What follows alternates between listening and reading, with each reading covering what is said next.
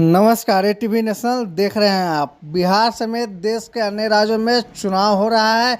लोकसभा चुनाव लगातार सफलतापूर्वक कई जगहों पे हो चुका है। बिहार की माने तो बिहार में 2 चरणों में मतदान हो चुका है, जिसमें 9 जिला में चुनाव हुआ है।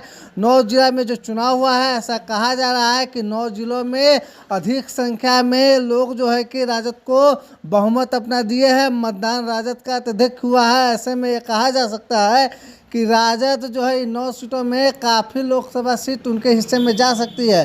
लेकिन इससे पहले मैं आपको बता दूं कि नीतीश कुमार इंडिया गठबंधन को छोड़ करके इंडिया गठबंधन के साथ जो है कि चुनावी मैदान में है। ऐसे में कहा जा रहा है कि नीतीश कुमार को जो 16 सीट भाजपा के द्वारा दिया गया है, इन 16 सीटों पर नीतीश कुमार ने अपना प्रत्याशी उतारा है।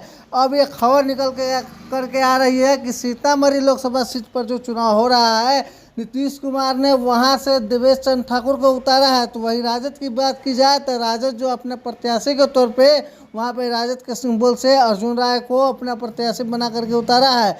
लेकिन कल शाम को एकाएक एक खबर आती है कि सीतामढ़ी लोकसभा से एक तीसरे मोर्चा की शुरुआत हो गई है। जी, भाजपा के ओबीसी मोर्चा के जिलाध्यक्ष श्याम नंदन किशोर प्रसाद ने निर्दलीय अपना नामांकन जो है कि दर्ज किया है। ऐसे में कहा जा रहा है कि भाजपा और एनडीए के बीच में जितने भी घटक दल है, उससे आपसी सामंजस्य नहीं बैठ पा रहा है, आपसी विवाद चल रहा है। ऐसे में भाजपा किस तरीके से देवेश चंद्र ठाकुर को वहां से विजय करके जो है कि संसद में भेजाएगी, यह बहुत ही महत्वपूर्ण बात बन करके आ रही है। वही आपको बता दें कि सीतामढ़ी में जातीय समीकरण इस प्रकार है कि आपको पता हो कि राजद लगातार एमवाई समीकरण पर अपना काम कर रही है।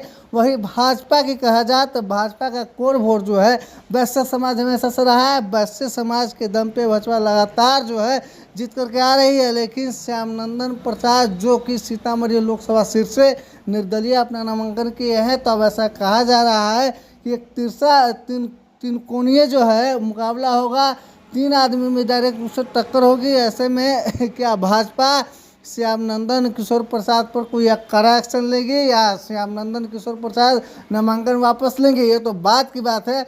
लेकिन यह मुकाबला जो है, श्याम नंदन प्रसाद अगर डिगे रहते हैं, श्याम नंदन प्रसाद अपना नामांकन अगर वापस नहीं लेते हैं, तो ऐसे में बहुत मुश्किल वाला क्षण हो जाएगा देवेश चंद्र ठाकुर के लिए। क्योंकि श्याम नंदन प्रसाद खुद वैश्य समाज से आते हैं। इससे पहले उन्होंने मेयर का चुनाव लड़ा था। मेयर के चुनाव में भी इन्होंने हार का सामना इनको करना पड़ा था। लेकिन अब मैं आपको बता दूं कि इस बार जो है जिस प्रकार से उन्होंने सांसद के लिए निर्दलीय प्रत्याशी के तौर पर अपना नामांकन भरा है सीतामढ़ी लोकसभा सीट के लिए, यह काफ़ी जो है परेशानी दे सकता है एनडीए गठबंधन के प्रत्याशी को। ऐसे में भाजपा क्या कदम उठाती है, देखने वाली बात होगी। लेकिन मैं आपको बता दूं कि जो सीतामढ़ी का जातीय समीकरण है, ऐसे में अगर श्याम नंदन किशोर प्रसाद को वैश्य समाज सपोर्ट कर देती है, वैश्य समाज अगर श्याम नंदन किशोर प्रसाद को वोट देगी, तो कहीं ना कहीं देवेश चंद्र ठाकुर का हारना तय हो जाता है। खैर देखिए क्या कुछ होता है, तो देखने वाली बात होगी। लेकिन एक तीसरे मोर्चे की शुरुआत हो चुकी है। कल देखा गया उनके नामांकन में काफ़ी भीड़ भी थी। उनके साथ जो उनके कार्यकर्ता चल रहे थे, उसमें काफ़ी उत्साह देखने को मिल रहा था। ऐसे में कहा जा सकता है कि श्याम नंदन किशोर प्रसाद को कहीं ना कहीं वैश्य समाज का सपोर्ट मिलेगा। उनका साफ साफ कहना था, हम जब उनसे बात की तो उन्होंने कहा कि हमको हर एक जाति से जो है कि समर्थन मिल रहा है। ऐसे में अर्जुन राय जी के लिए मुसीबत का सामना करना पड़ सकता है। खैर क्या कुछ होता है सीतामढ़ी में, तो देखना दिलचस्प होगा।